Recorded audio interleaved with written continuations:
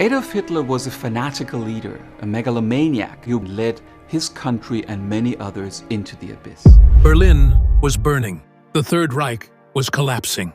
And yet, in the chaos of Hitler's final hours, one man claims he saw the unthinkable. For decades, history told us Hitler died in his bunker. But what if that story was only half true? Now, after years of silence, an officer from Hitler's inner circle finally speaks.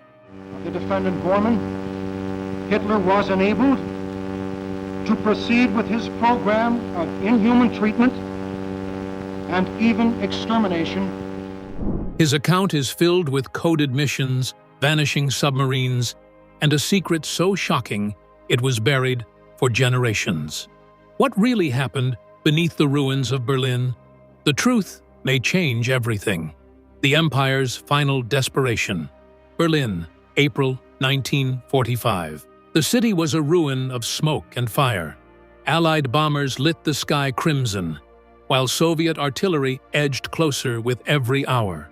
Inside the Reich Chancellery, Adolf Hitler's empire was collapsing.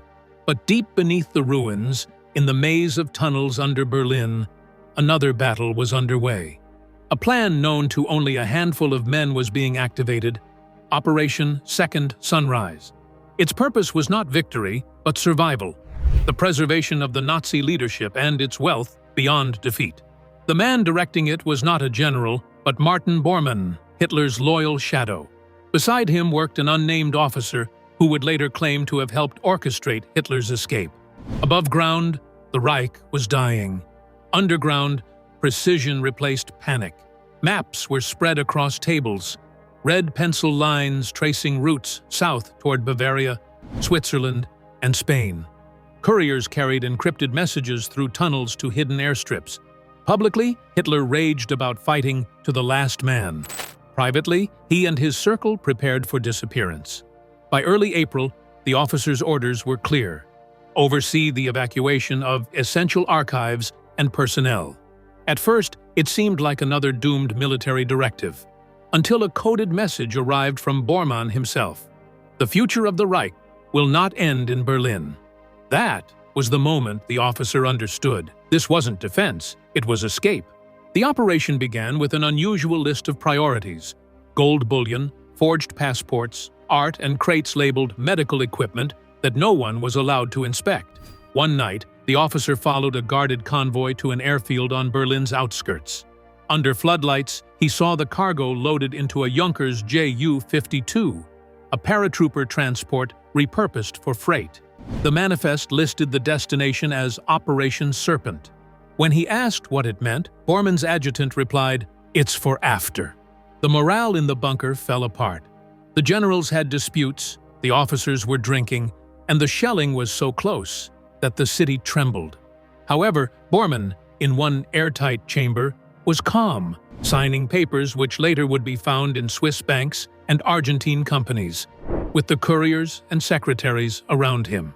He realized that the battle was over for him, but the ideology, the organization, the capital could still live on. He said to the officer, "Men's death does not end empires. They have to die when memory does. We will be there to keep it alive." It was the 20th of April, Hitler's last birthday, when he was seen for the last time by the cameras shaking hands with young soldiers in front of the Chancellery. But the meeting that took place later that night with Bormann, Himmler, and the chief of the Gestapo, Heinrich Müller, was not revealed by the pictures. The conference, as the testimony given after the war goes, decided the fate of the Reich. Bormann had a ready evacuation plan with details: air routes through Spain, sea convoys to South America, and safe houses all prepared in Patagonia. Hitler gave his consent with a single word: proceed. The officer was assigned to direct the SS units who were responsible for guarding the entrance to Tempelhof Airfield, where already a special passenger was waiting on the plane. Soviet tanks could be seen already from the city center, but the couriers kept coming and going. Sealed envelopes were exchanged. Under the turmoil, the new Reich's ground was being prepared. The officer from a roof was watching Berlin burning and was realizing the truth. This was no longer a war for survival. Rather, It was the cover for slipping away. The officer would, after a few years, recount that night with his words. That week, the Reich did not fall. It merely moved to a different continent. Little did he know that the mission would turn him into the silent witness of one of history's darkest and most terrifying secrets: Bormann's hidden empire. Long before Berlin fell, Martin Bormann was already constructing what historians would later call the Invisible Reich. While generals obsessed over collapsing fronts, he shifted the war's true battlefield to banks, companies, and vaults across neutral Europe. He understood what few others did. Armies could be destroyed, but money endured. With enough of it, an empire could live forever, without borders, uniforms, or flags. Bormann wasn't a soldier, but a strategist cloaked in bureaucracy, the quiet administrator who controlled every mark that fueled the Nazi machine. As early as 1942, he began consolidating the Reich's finances, channeling fortunes from industrial giants like IG Farben, Krupp, and Daimler-Benz into secret accounts. These sums, stolen gold, looted art, and war profits, flowed into Switzerland, Spain, and Portugal through front companies posing as suppliers of post-war reconstruction materials. In truth, they were foundations for a Reich meant to survive defeat. The SS officer, who later confessed to helping Hitler escape, recalled his first meeting with Bormann. "He didn't speak of victory," the man said. "He spoke of continuity." In Bormann's office, the maps showed not troop movements but shipping routes and financial corridors, lines linking Berlin to Zurich, Madrid, Lisbon, and Buenos Aires. These weren't evacuation plans. They were blueprints for a shadow economy designed to absorb the Reich's fading wealth. Through a network of bankers and sympathetic officials, Bormann converted millions of Reichsmarks into Swiss francs, US dollars, and Argentine pesos. The funds flowed into South American factories, ranches, and shipping firms. Declassified Allied intelligence later confirmed that by 1944, German capital was flooding Argentina at record levels. One OSS report called Buenos Aires a financial lifeboat for the Nazi elite. However, Bormann not only brought out money but also people. Scientists, engineers, SS officers, and industrial specialists were silently prepared for transfer assignments. Their documents were forged, their identities changed, their destinations disguised as diplomatic relocations. His order was crystal clear: keep knowledge, keep capital, keep power. He named it Operation Kontinuität, continuity. Even when the Allies were closing in, Bormann's power never declined. Inside the bunker, his signature had more value than that of generals.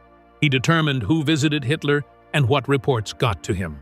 If Himmler was the regime's iron fist, Bormann was its unseen hand. "The Führer leads the war," he said.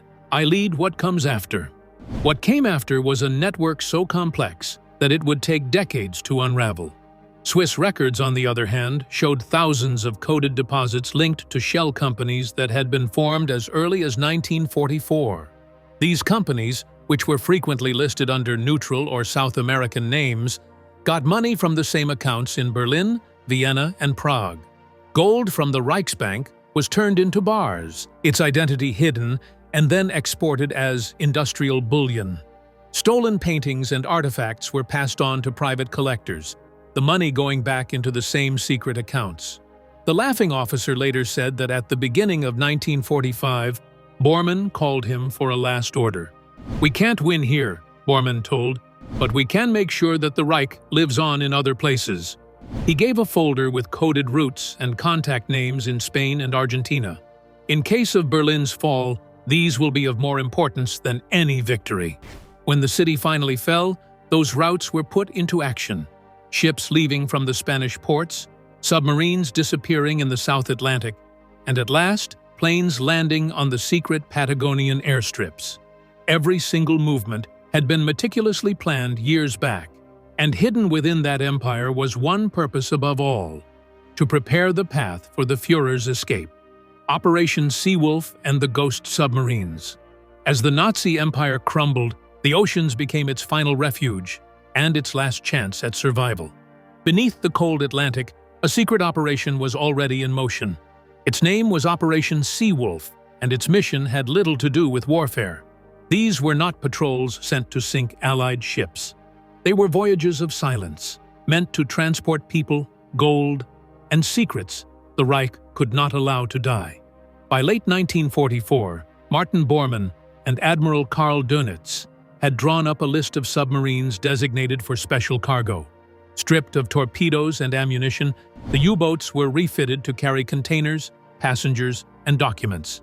Engineers installed hidden compartments lined with lead to disguise metallic signatures from sonar. Officially, these vessels formed part of Germany's last naval defense. In truth, they were escape arteries, the lifelines of a dying empire. Among them were two submarines destined for infamy, U-530 and U-977. Both vanished in the war's final days, defying orders to surrender. For months, they were presumed lost until they reappeared thousands of miles away. On July 10, 1945, 2 months after Germany's capitulation, U-530 surfaced off Mar del Plata, Argentina. Its crew surrendered quietly, carrying no weapons, no logs, and no clear explanation. Allied interrogators pressed their captain, Otto Vermuth, for answers. He refused to answer only one question: who was on board before you reached Argentina? Then, in August, another submarine appeared at the same port, U-977, commanded by Heinz Schaffer. Like U-530, it had crossed the Atlantic in secret, surfacing only at night. Schaffer claimed his men fled Norway after the surrender, unwilling to fall into British hands. But his account was implausible. 66 days underwater with limited fuel exceeded the submarine's known endurance. Investigators suspected something far more deliberate, that both vessels had already delivered passengers and cargo along the Argentine coast. Gossip travels quickly. The fishermen who worked around Patagonia mentioned that they saw boats unloading metal cases with men dressed as civilians, all this under the moonlight. Later on, they said trucks carried the cargo in the direction of Bariloche, an area that was soon to be labeled with notoriety because of its German communities, and not a single crate was ever discovered. After several decades, the revelation made by the SS officer provided a spine-chilling rationale. He said that Operation Seawolf was not a legend, but an evacuation scheme sanctioned by Bormann and Dönitz. The U-boats not only transported riches, but also personalities from the Nazi elite, scientists, and one passenger of the highest importance. He told of coded messages from Kiel to the Canary Islands that were confirming the safe departure of Cargo 1 and Cargo 2. What naval files were declassified years later, analysts found evidence to back his story. Unidentified submarines' radar traces going south in May 1945, and near Canary Islands radio transmissions, Seawolf's purported staging area. Investigations on both U-530 and U-977 confirmed the presence of large hollows in their structural design that could be used to hide people or goods. However, the captains of both submarines characterized them as supply compartments only. Nobody ever came forward to explain the destruction of the logs or the 10-year muting of each crew member. The witness of officer brought together the pieces of the puzzle. He mentioned one submarine, to be precise. The leader with his lady was committed from the Canary Islands to South America after a stopover in Spain. Initially, we were not aware of it, he stated, but as the crew was put on alert, it became crystal clear who he was. No matter if it was a fact or a fairy tale, Operation Seawolf became the ghost fleet of Nazi legends, a clandestine fleet that might have transported the last gasp of the Third Reich across the ocean.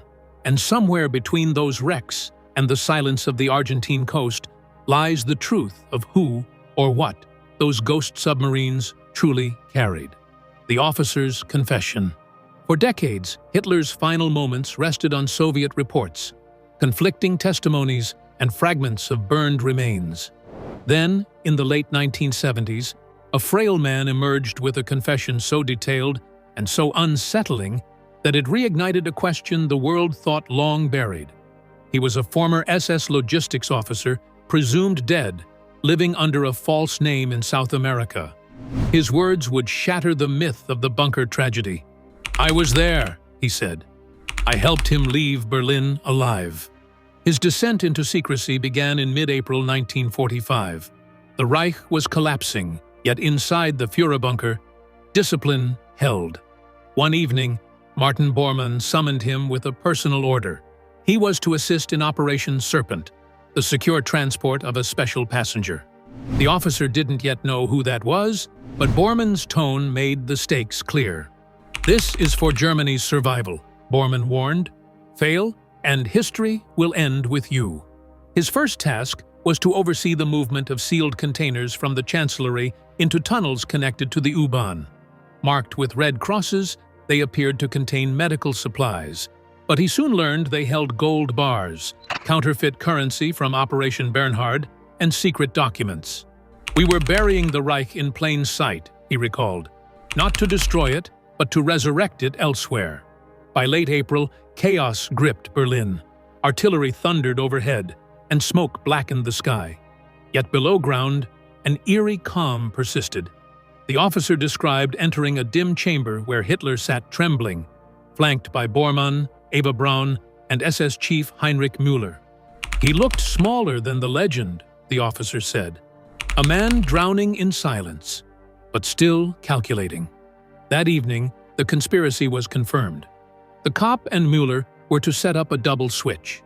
Two corpses, prepared to look like Hitler and Eva Braun, were to be swapped with the Soviets as their deaths. The bodies would be incinerated in the garden, while the witnesses telling the story listened and repeated it exactly as ordered. "It had to be absolutely perfect," the officer said. "The world had to stop doubting." Shady dental records, similar uniforms, and exact gunshot wounds were the measures taken to complete the illusion. "The Führer insisted on the control of his legend," he stated. On April 30th, 1945, as the Soviet forces were getting closer to the Chancellery, a secret message was dispatched. "Eagle, ready to fly." The officer, accompanied by a small troop, showed the way through Berlin under the night sky. They came out close to a deserted railway line where two armored lorries were standing by. A person in a simple military coat, whose face was concealed under a hat, was sitting inside one of the trucks. "He remained silent," the officer remarked. "But when I saluted, he lifted his hand, and I could tell the tremor." The convoy made its way to Tempelhof Airfield, where a Junkers Ju-52 was waiting with its engines running. The officer was in charge of the loading, which included medical chests, sealed files, and a few suitcases. Just before getting on the plane, the man in the coat spun around and said softly, "This is not the end for Germany." A few seconds later, the plane took off into the night and was lost to the west. He had kept it to himself for many years, but he was constantly reminded by his guilt. "I thought I was doing my nation a service," he unburdened, "but I was empowering a lie that had become immortal." His narrative matched up with the declassified OSS files that talked about a mysterious flight from Berlin to northern Germany on April 30th, 1945, a ghostly imprint of history's greatest disappearing act. The officer was asked by the interviewer where the plane went next after fueling, and he said merely, "To Spain, and then to the New Reich." What awaited there would transform a defeated empire into something far more elusive, a hidden world built on money, influence, and silence.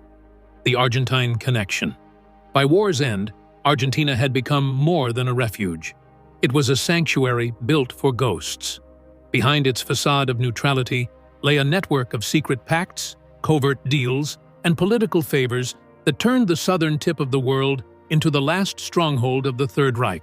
At the center stood Juan Domingo Perón and a web of German businessmen who had been preparing since 1943. The SS officer's confession aligned disturbingly with what later surfaced. In the final months of the war, Bormann's agents created escape routes across the Atlantic. Gold and currency, melted, laundered through Swiss banks, and hidden in Argentine companies, financed their survival. On paper, these firms exported machinery or grain, but in truth, they were pipelines for Nazi wealth. The officer recalled shipping manifests marked Wolf's Route. Wolf's Route, charting passage through Spain and the Canary Islands to the South Atlantic. "We had maps not of fronts, but of harbors," he said. "Ports that didn't exist on official charts." When the submarines U-530 and U-977 surfaced off Mar del Plata in 1945, the world was shocked. To insiders, it was expected. Those U-boats were part of Operation Seawolf, the maritime branch of Bormann's plan. Seawolf was never about war, the officer explained. It was about inheritance. He described coded radio messages confirming landings along Argentina's southern coast, ships unloading crates labeled technical materials and diplomatic archives. Local rumors followed quickly. Fishermen near Patagonia spoke of Germans unloading boxes at night. Trucks carried the cargo inland toward Bariloche, a quiet mountain town surrounded by lakes and pine forests. Large alpine estates, many built by German settlers before the war, awaited new residents. It was all prepared, the officer said. Even the architecture matched the fatherland. Bormann's network relied on intermediaries, the most powerful being Ludwig Freude, an Argentine industrialist and close ally of Perón. Freude secured visas, property, and political protection for the arrivals. In return, they brought technical expertise and money. One 1946 intelligence report estimated over $800 million in Nazi assets entered Argentina disguised as post-war investment. Nevertheless, the officer's testimony gave a more sinister connotation to the issue. He recounted that on May 6, 1945, the troop deployment of special passengers from a ship was conducted under radio silence, and he was the one supervising it. There was a man in a gray coat and a wide-brimmed hat encircled by guards. They were mute, he recounted. But when one of the locals extended his hand, the man raised his arm instead, slowly and intentionally. No one had any doubts about his identity. Over the period, different people reported seeing such strange, alien heathens who performed transactions exclusively in cash, isolated their properties, and never caused trouble. The places of Villa La Angostura and San Carlos de Bariloche were given a bad reputation because of the heavy security surrounding them. The people living close by talked about the deliveries at midnight, the armed guards' rounds, and even the gatherings where the old German songs were heard coming from the trees. Soon, Allied intelligence turned to the south. The OSS, the FBI, and MI6 received information about the migration of Nazis all over South America. The declassified documents confirmed much later that Argentina had been a key spot for the escape of war criminals. These included scientists from the new weapons programs, SS officers, and payment moguls who were settling down with new identities using official Argentine papers. The officer's admission put an end to one story but started another one. He revealed that there were transmissions sent in code from Europe at the time, which mentioned the organization. This was an organization that the political and industrial players in Buenos Aires were living off of. They called it the Fourth Way, he said, a new Reich without borders.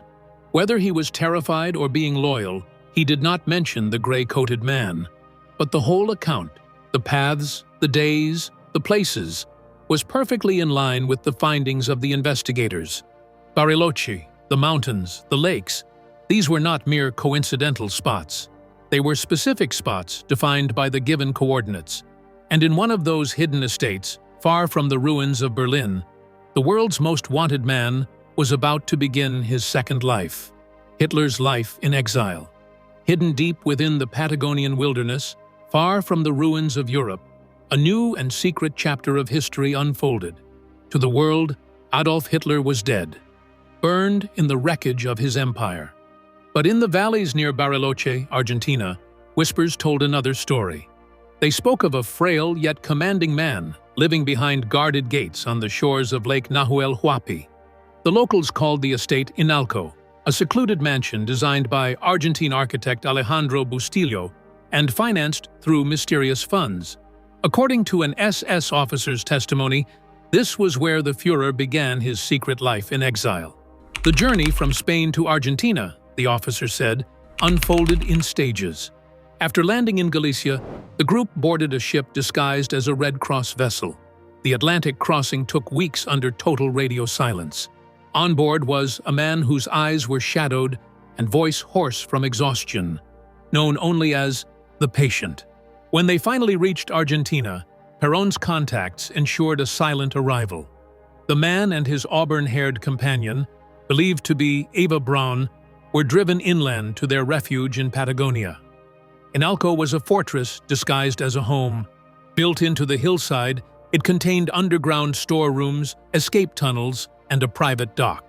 Though no German flag flew, the interior reflected the Old Reich: Bavarian furniture, portraits of Prussian kings, and tableware from the Berghof. Guards, former SS men posing as workers, patrolled the forest.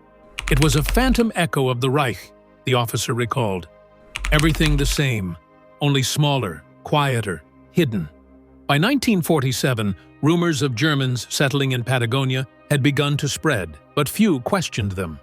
The Perron government had quietly granted hundreds of visas to Europeans under false identities: scientists, officers, and engineers. Bariloche, with its alpine charm and German-speaking community, became the ideal cover. Hitler and Braun, it was said, lived as Herr and Frau Fischer. Neighbors characterized them as courteous but not approachable. The man was hardly ever seen, and when he did, he was all in black, with sunglasses and a wide-brimmed hat. He walked with a slow pace, but when he stepped into a room, the discussion was muted, a resident narrated. Medical supplies were being sent regularly from Buenos Aires, and a physician named Otto Lehmann came every 3 months. The officer said the Führer was in a bad state, a trembling, high blood pressure, and an increasing fearfulness. But he was still meeting with Germans coming over as tourists. The meetings were rather clandestine than social. Later, declassified papers indicated that there was a communication between the Nazi war criminals in South America, Argentina, Chile, Paraguay, by means of the financial claims arranged by Martin Bormann. They named it Das Spinnennetz, the spider net, the officer revealed.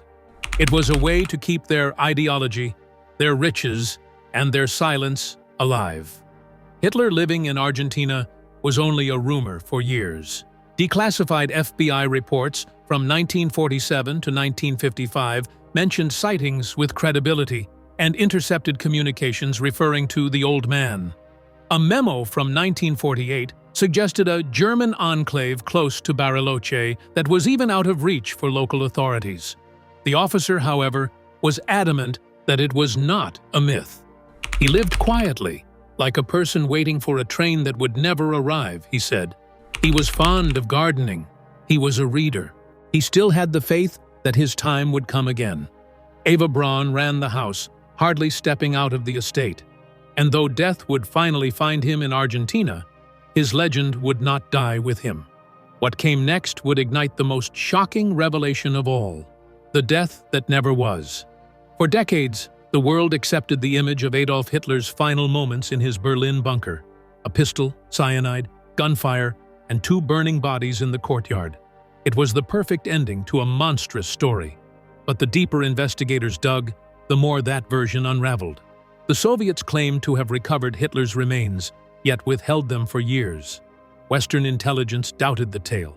And when those remains were finally tested decades later, science confirmed the unthinkable. They weren't his. An SS officer's confession revealed a darker truth.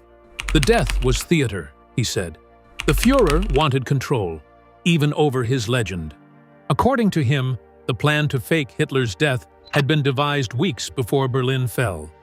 2 doubles, men surgically altered to resemble Hitler and Eva Braun, were kept in the bunker. When the end came, the impostors were shot, dressed in the couple's clothes, doused in gasoline, and burned in the Chancellery Garden. Loyal witnesses were chosen to repeat the story word for word. Desperate for proof, the Soviets accepted what they found without question. Yet the supposed remains told another story. The jawbone fragments didn't match Hitler's dental records. The skull, long hidden in Moscow's archives, was tested in 2009 and found to belong to a woman under 40. The proof of Hitler's death was nothing more than propaganda wrapped in wishful thinking. The officer's account continued beyond the bunker. After escaping to Argentina, Hitler's health deteriorated. He had tremors, memory lapses, and paranoia, the officer recalled.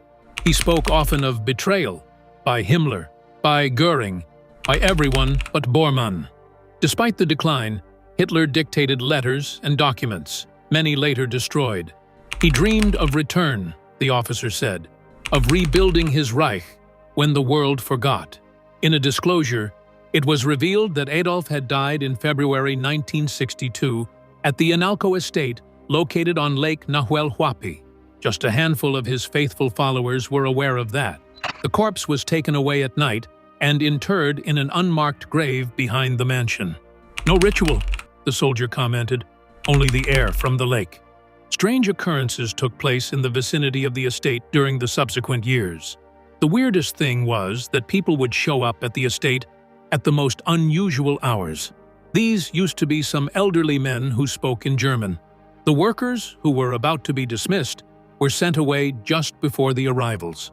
One of the gardeners, later on, recounted how he had to dig a trench close to the estate under the protection of armed guards. "They told me it was for drainage," he said. The very next day, it was filled with dirt and sealed off. The FBI documents from the 1960s that were later declassified even contain a reference to a credible source that was claiming that Hitler had died in Argentina. There was no further investigation, however, as the Cold War had started, and a dead Hitler in Berlin was much easier to handle than one who had actually lived and died on a different continent. The officer's confession came late, but the Analco estate had already changed hands repeatedly by then. The locals were still telling stories about the remains that were buried under the ground. Things like concrete foundations, rusty metal doors, and the remnants of a secret passage. In the 1990s, the private security turned away the journalists who tried to uncover the story. The last words of the officer were very frightening. The world believed what it wanted to believe. The illusion was ours, and they kept it going. A year later, he died, taking with him the exact location of the grave. History may record Hitler's end in a bunker, but whispers tell another story, a flight into the shadows and a life that refused to end. What do you believe? Could the man responsible for millions have escaped justice? If you want more deep dives into history's darkest secrets, like, comment, and subscribe. And don't miss our next episode, where another powerful regime's hidden truth finally comes to light.